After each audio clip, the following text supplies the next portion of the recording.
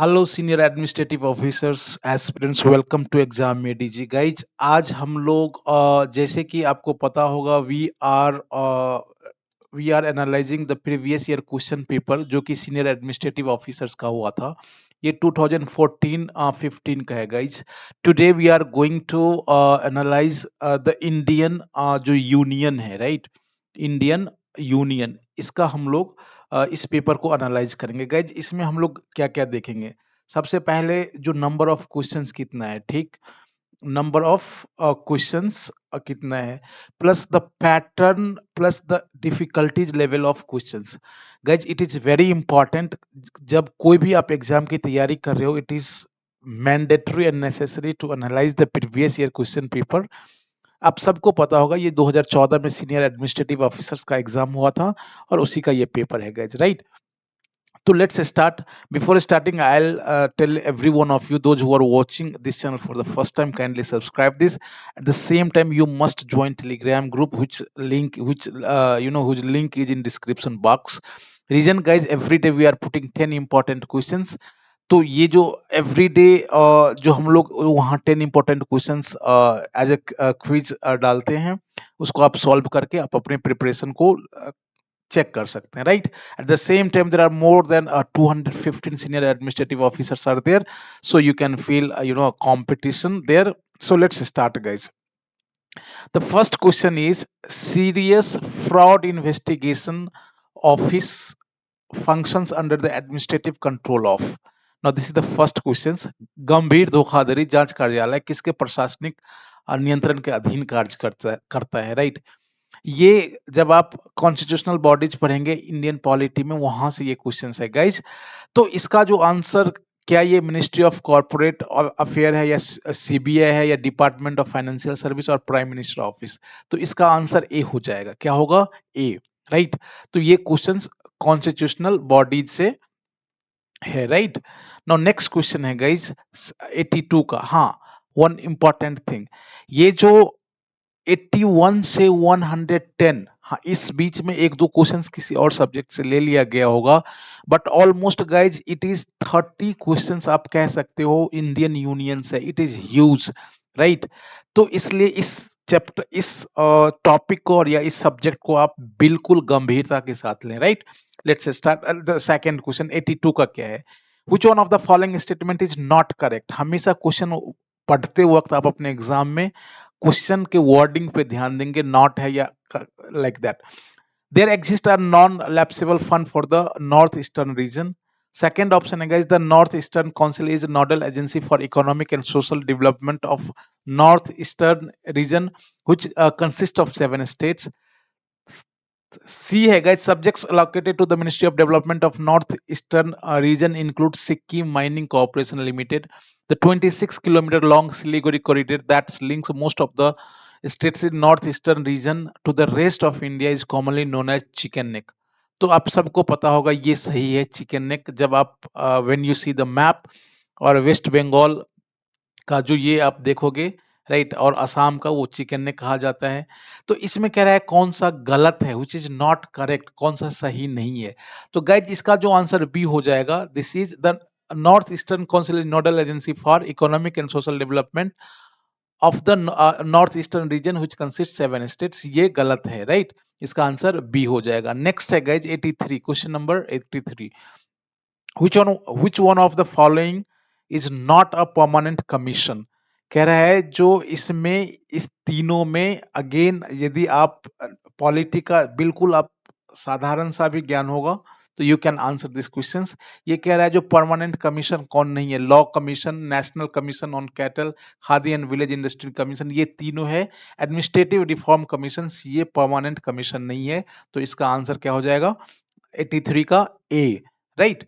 84 का है guys, which one of the following statement is correct? Again ये है, इसमें कह रहा है ये चारों में से कौन सा स्टेटमेंट सही है। गाइज यहाँ एक इंफॉर्मेशन ये है, if you are the aspirants of senior administrative officers, तो हमारी टीम ने, हम लोगों ने study material plus test series launch किया है। बहुत सारे एस्पिरेंट्स ऑलरेडी जुड़ चुके हैं वहां। इफ यू वांट, यदि आप चाहिए आपको, और if you are interested in test series, या फिर स्टडी मटेरियल, जिसका हम लोगों ने एक डिटेल वीडियो बनाया जो लेक्चर के अंत में प्लस आई बटन में आ जाएगा, वहां आप देख सकते हो। या फिर प्ले लिस्ट, आप सीनियर एडमिनिस्ट्रेटिव ऑफिसर्स के नाम से एक प्ले लिस्ट होगा, वहां हम लोगों ने बहुत सारा strategy and we have decoded the syllabus of almost all subjects, तो वहां मिल जाएगा गाइज स्टडी मटेरियल नोट्स के बारे में। Further I can say that कि if you want to know, तो आप इस नंबर पे कॉल या व्हाट्सएप करके आप पूछ सकते हो 6385803376 पे, राइट। अब कह रहा है जो 84 का, which one of the following statement is correct, कौन चारों में से सही है। The maximum size of union cabinet is not prescribed in the constitution, ये कह रहा है जो कितना यूनियन कैबिनेट का साइज हो सकता है ये कॉन्स्टिट्यूशन में प्रिस्क्राइब नहीं है, क्या ये सही है। या फिर क्वेश्चन, ये the maximum size of union cabinet is mention in the DPSP of the constitution, ये तो ऐसे ही गलत होगा guys. The size of the union cabinet is decided by the president of the ruling party और the collision, नहीं। The size of the union cabinet is decided by the president of India, नहीं। तो इसका जो answer हो जाएगा ये होगा, ये कॉन्स्टिट्यूशन में प्रिस्क्राइब नहीं है क्या उसका मैक्सिमम साइज होना चाहिए, right. Again guys this Mahatma Gandhi MNREGA जिसको कहते हैं, ये क्या है, राइट, ये क्या प्रोवाइड करता है, तो आपको बिल्कुल ये पता होना चाहिए। ये बहुत ही क्वेश्चंस राइट बेस्ड फ्रेमवर्क है गाइज, ये एक आपको अधिकार देता है जो आपको 100 दिन जॉब चाहिए ही चाहिए, राइट। तो ये अधिकार आधारित ढांचा है, इसका आंसर बी हो जाएगा। The joint sitting of the parliament is chaired by, this is very very important questions. Now see, if you join our Telegram channel, इस तरह के क्वेश्चंस बिल्कुल वहां दिए जाते हैं। यू मस्ट ज्वाइन, जब आप सॉल्व करोगे क्वेश्चन तब आपको पता चलेगा जो what questions we are putting, because see again we can say that we the previous year questions paper of exams conducted by UPSC are are guide and we are inspired by the previous year questions paper, और उसी से हम लोग इसी तरह के उसी पर हम लोग काम करके क्वेश्चंस फ्रेम करते हैं। तो you must join Telegram group, and test series में भी जिन्होंने टेस्ट सीरीज लिया है, just you can get feedback from there. So the joint sitting of the parliament of India is chaired by, किसके द्वारा, क्या ये स्पीकर, प्रेसिडेंट, वाइस प्रेसिडेंट या डिप्टी चेयरमैन ऑफ राज्यसभा। तो 86 का क्या हो जाएगा, स्पीकर, क्या होगा, स्पीकर, ए आंसर होगा गाइज, ठीक। 87 का आर्टिकल, ये बिल्कुल आपको पता होना चाहिए, 370, ऑल्दो ये अब हट गया है, फिर भी ये 2014 में पूछा गया था गाइज, राइट। तो ये उस समय बहुत ही, जब बीजेपी की गवर्नमेंट आई थी, it was hot topic at the time, that is why this question was asked. तो कह रहा है जो article 370 of the constitution of India deals with, किससे डील करता है, आपको आप सबको पता होगा। 87 का है ये special status to Jammu and Kashmir, B होगा गाइज। जे एंड के को स्पेशल स्टेटस देता था article 370, right. Now next question है guys 88, which one of the following is not a fundamental right. जाहिर सी बात है आप सबको पता होगा जी, fundamental rights, fundamental duties, DPSP, ये सब बहुत ही प्रियम्बल्स, ये सब बहुत ही इंपॉर्टेंट चैप्टर है गाइज। जिन्होंने भी स्टडी मटेरियल खरीदा है उसको बिल्कुल short, crisp, to the point and all everything is included, ऐसा मटेरियल दिया गया है guys. If you want Indian union का, तो आपको बिल्कुल मिल जाएगा नोट्स, आप इस नंबर पे आप कॉल कर सकते हैं 6385803376 पे, सारा डिटेल्स डिस्क्रिप्शन में भी होगा, आप वहां जाके देख सकते हो, राइट। तो इसका जो आंसर होगा राइट टू प्रॉपर्टी। 88 का क्या आंसर होगा, राइट टू प्रॉपर्टी। 89 का है guys the time gap between two session of parliament is not more than, जब दो सेशन के बीच में उससे किससे ज्यादा टाइम गैप नहीं होना चाहिए, क्या ये 1 मंथ होगा, 3 मंथ, 6 मंथ या 9 मंथ। तो 89 का सी हो जाएगा, इज 6 मंथ्स, राइट। इससे ज्यादा उसमें समय नहीं होना चाहिए। Right to property in India is, अब क्या है, फंडामेंटल राइट्स तो हट गया, ये ऐसे ही होगा। डीपीएसपी में है नहीं, सिविल राइट नहीं होगा, ये एक लीगल राइट है, क्या है, लीगल राइट है। 90 का ए हो जाएगा गाइज। नेक्स्ट क्वेश्चन है, which one of the following countries has unwritten constitution, सबको पता होगा, हम लोग ये बचपन से पढ़ते आ रहे हैं, यूनाइटेड किंगडम। 91 का सी हो जाएगा, 91 का सी हो जाएगा। 92 का है guys, again this is very important, right to education has been guaranteed in India only to children, ये जो पढ़ने का अधिकार है, शिक्षा का अधिकार है गाइज, किस वर्ष से किस वर्ष के बच्चों के बीच है, तो ये बिटवीन 6 to 14 आंसर हो जाएगा 92 का, 92 का सी हो जाएगा। नेक्स्ट क्वेश्चन है guys, who was the chairman of national commission to review working of constitution, जब नेशनल कमीशन बना था किस चीज को रिव्यू करने के लिए, वर्किंग ऑफ कॉन्स्टिट्यूशन, तो कौन था उसका चेयरमैन, तो किसके चेयरमैनशिप में ये हुआ था? क्या ये जस्टिस आर एस सरकारिया के नेतृत्व में हुआ था, या फिर जस्टिस एम एन वेंकट चलैया के चेयरमैनशिप में हुआ था, या जस्टिस जे एस वर्मा या कुलदीप सिंह के? तो इसका आंसर बी हो जाएगा गाइज। क्या होगा? This kind of questions is very important, और जो नोट्स में है गाइज इसी तरह के क्वेश्चंस को इंक्लूड किया गया है। इफ यू वांट सैंपल, हम लोग आपको सैंपल भी भेज सकते हैं, राइट।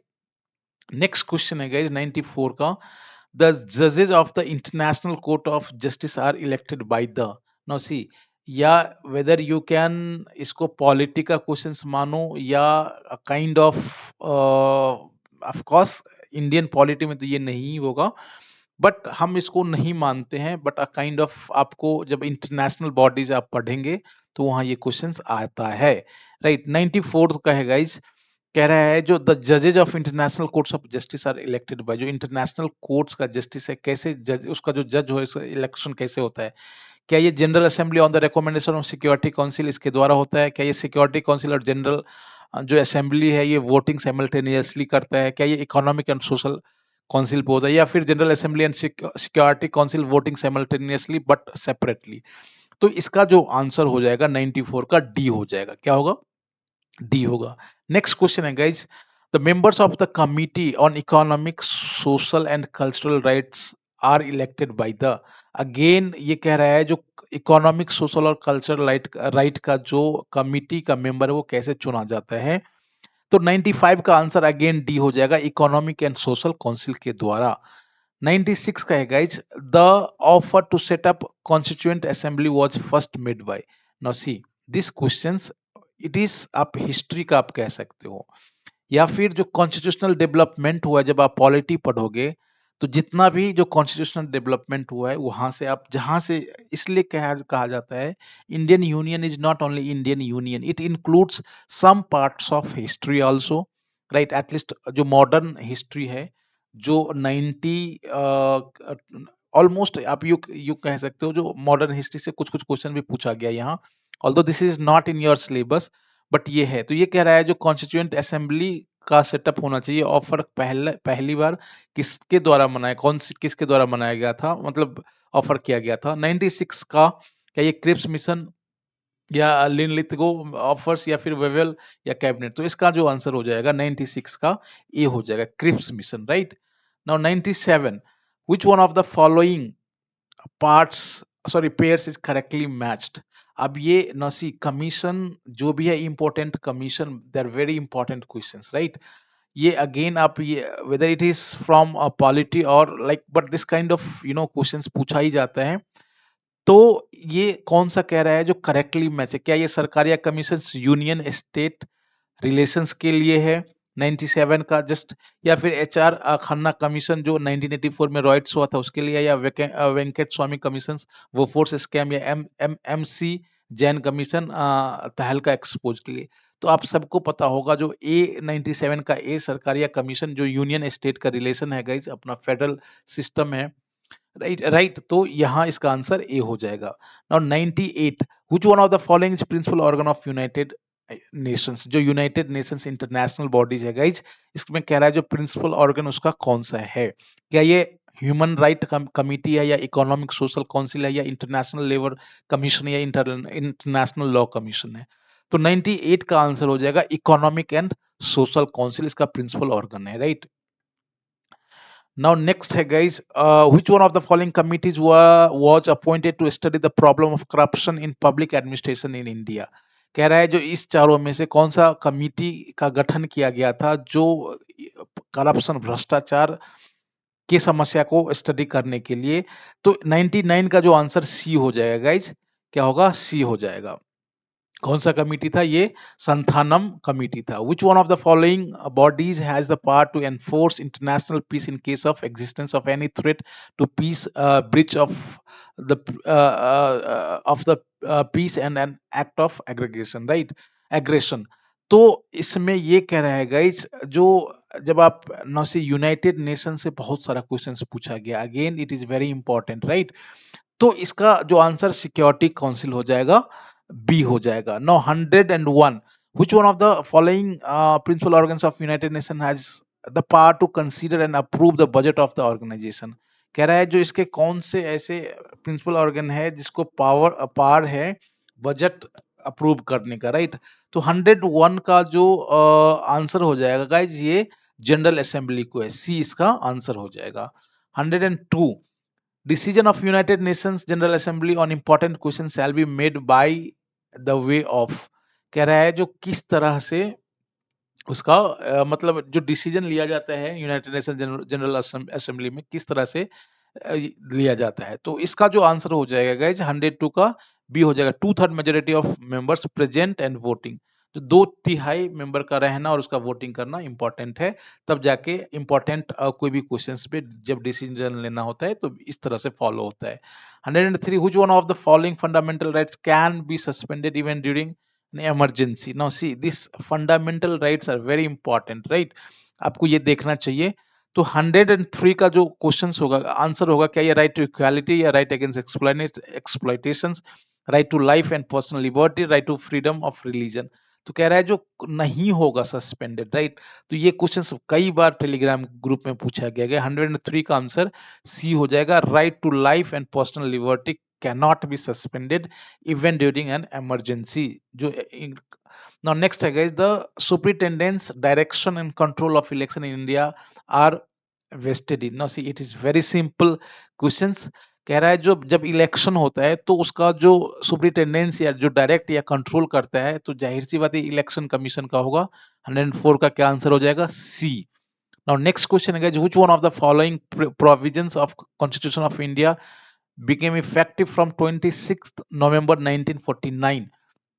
ये चारों में से कह रहा है जो कौन सा प्रोविजन जो कॉन्स्टिट्यूशन का है 26 नवंबर 1949 से प्रभाव में आ गया था।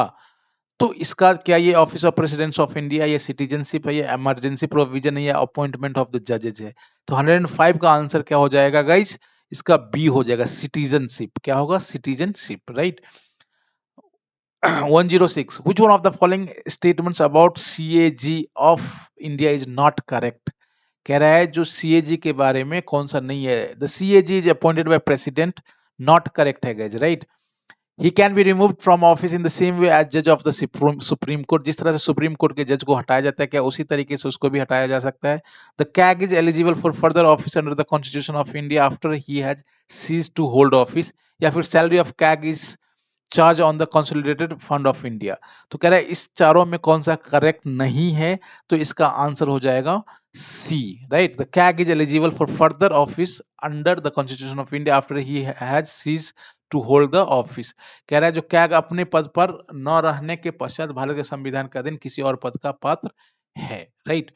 नेक्स्ट क्वेश्चन है guys, which one of the following statements about parliament is not true? Again कह रहा है no, not true. The parliament consist of president, Lok Sabha, Rajya Sabha.